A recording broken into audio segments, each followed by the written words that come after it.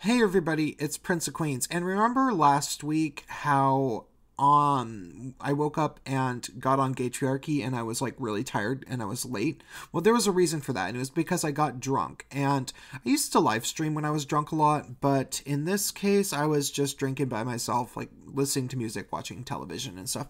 So I recorded myself with this monologue about Christina Hoff Sommers and Camille Paglia. I hope maybe you enjoy it. But more importantly, tomorrow we have an episode of Gaytriarchy with Mike Harlow at 5 p.m. Pacific Standard Time. Come check it out. I hope you enjoy it. Mike Harlow just spoke in New York City with Blair White and Brandon Straka and somebody else that I forget the name of. Okay. Why it's still okay to like Camille Paglia.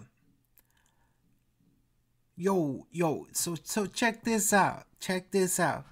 Uh Camille Paglia is she's okay. She is okay. She's very considerable in many different ways. You can consider her in so many situations, saying so many different things at so many different times. And I think that's what's really great about her. And I want to make this video in my state because I am a little bit inebriated, but I feel like I'm in the type of inebriated where I get to be somewhat interesting and almost the type of hopefully oddly magical that I am, that I act like at parties, which maybe is a fun time to be around me. So if you're drunk or a little bit stoned, you should watch this video for that. So I like Camille Paglia, but the problem is I don't really like Christina Hoff Sommers that much anymore. The more and more I've thought about her and her work and the small things that she doesn't say, like she says 95% of what you would kind of want her to say, but then that other 5% might be the most important things that you should say. If you really, really understood the issues, which I think she does, like Christina Hoff Sommers is not stupid at all.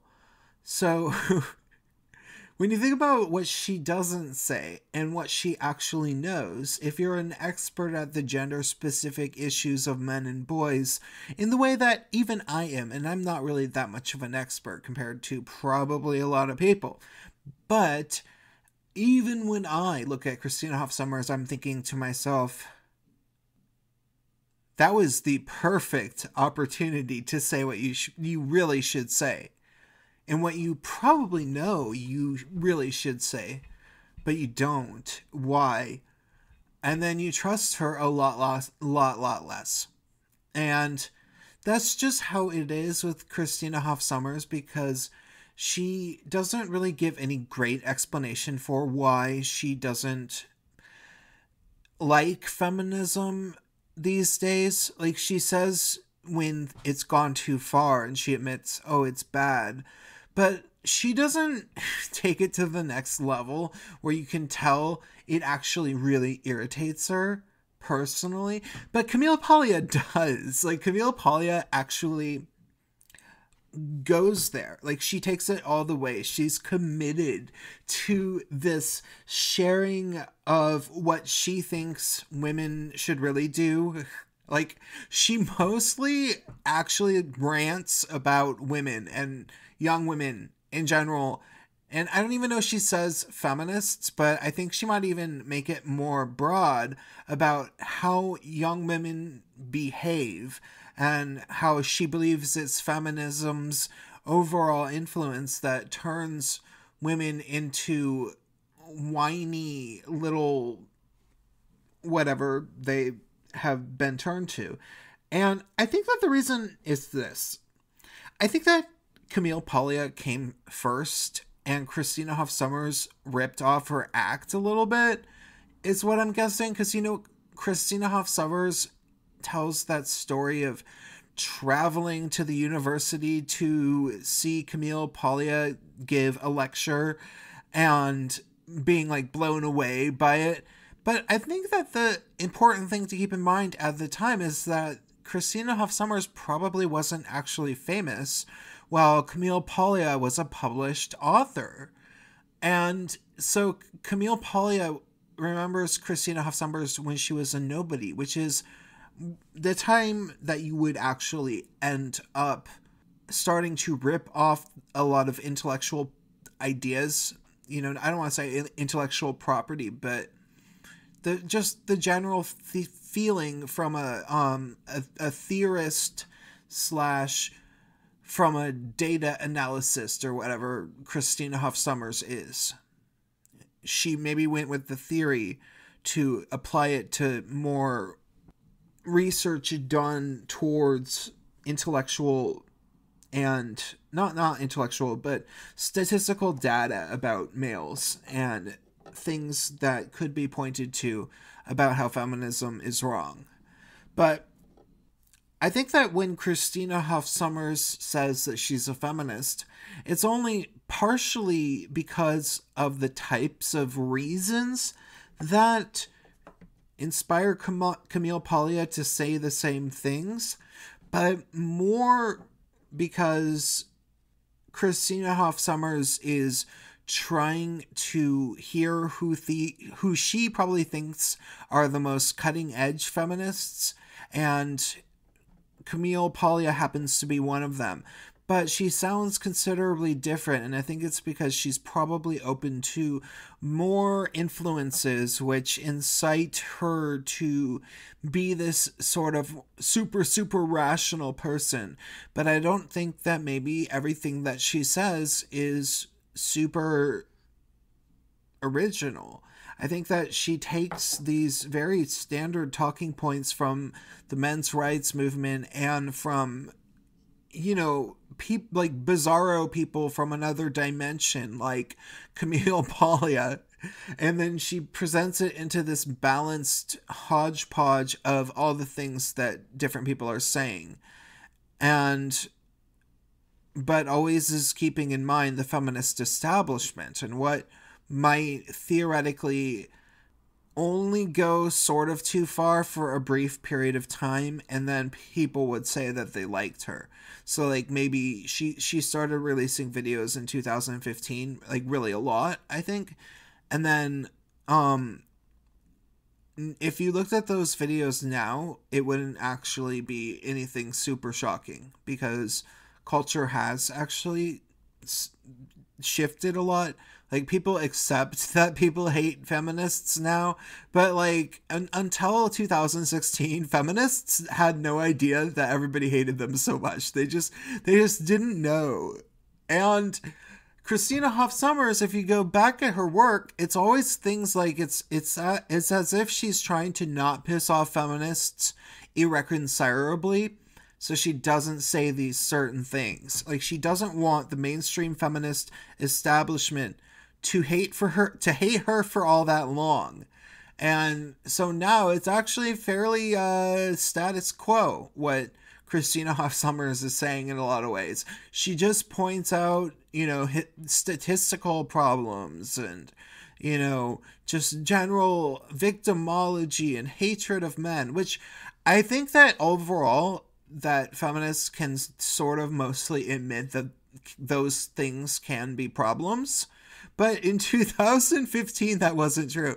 Feminists would be like, but we are victims, okay? We're victims of living in this world with men, and we all are victims, even men, but I mean, we're the worst victims. Let's just face it. Donate to my Patreon. And now it's, you know, Christina Hoff Sommers sounds kind of like, okay, what are the problems that feminists should be addressing when it's just gone so far that nobody could deny that this is a bad thing? Like in the case of the wage gap statistics just being so obviously doctored, you know, and spoken about by such a high level of politicians. Like, everybody agrees that if you would want to preserve the logical trajectory of feminism to its highest potential, you would definitely want to not tell people that what is a good example? Oh, that, if a man disagrees with a feminist online, it's gendered harassment or something, which they were doing. They were trying cases based on a man disagreeing with a feminist in Canada, and the judge didn't find her to be guilty of an obviously false report, but he said, yeah, this is definitely fake. He said, I find her to be a credible witness, meaning he figured that she was telling the truth and that she genuinely believed that she was being harassed, but she didn't actually prove that she was being harassed. And that's how he ended the case. She didn't get in trouble. So that kind of thing was happening. And I think that Christina Hoff Sommers ended up on the right side of history, and so I don't see why feminists would totally hate her at this point. But Camille Paglia, I don't think feminists will ever like her, because she is an absolute powerhouse of a thought leader. Like, when you listen to Camille Paglia talk, you don't think that she's a man, but you do think that she is every bit as intellectually formidable as any man that's ever debated or had any sort of harsh words with anybody. As, the best man who's good at doing that. She is on par with them. And that's when she becomes not, non-female, but in her own category. And she will make fun of other women and talk about, just like they completely unabashedly denigrate women's bodies. Like when she talks about Lena Dunham, it's so funny. And like, not even because her jokes are totally funny, but she does not give a crap in talking about how unattractive Lena Dunham is to her, and she complains about that as like a representation of what feminism is.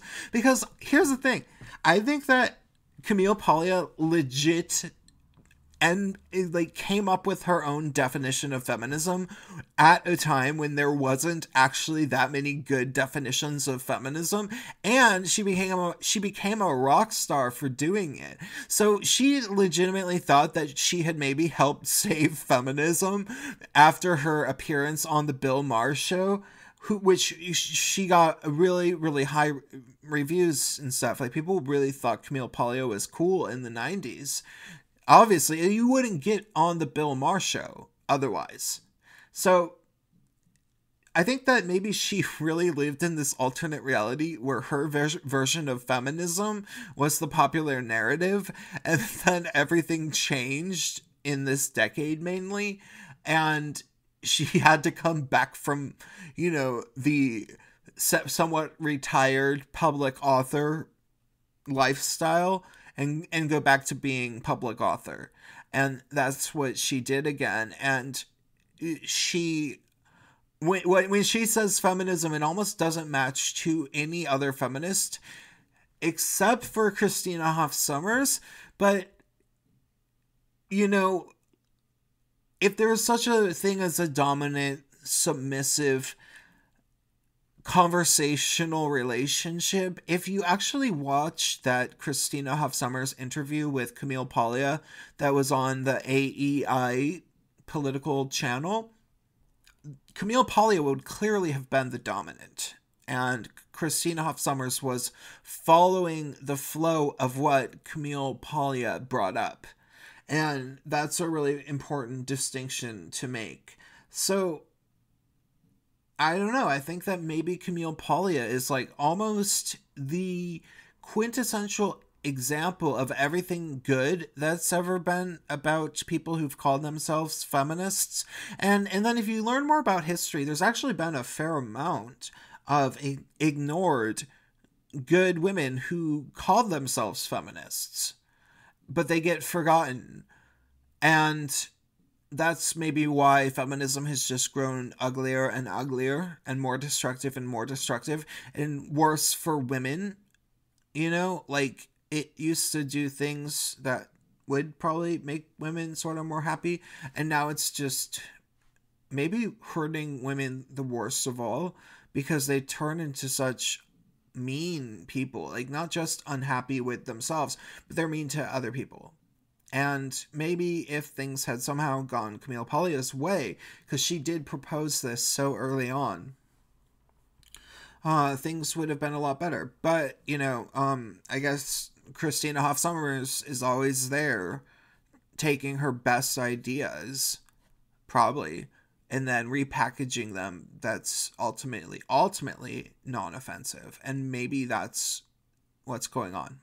I mean, when Camille Paglia talked about how women should be empowered and that her version of feminism was drag queen Amazon feminism, she was saying something very inspired about how women should approach the world. And I think if women took that advice, like feminists took that advice, maybe that would make them happier.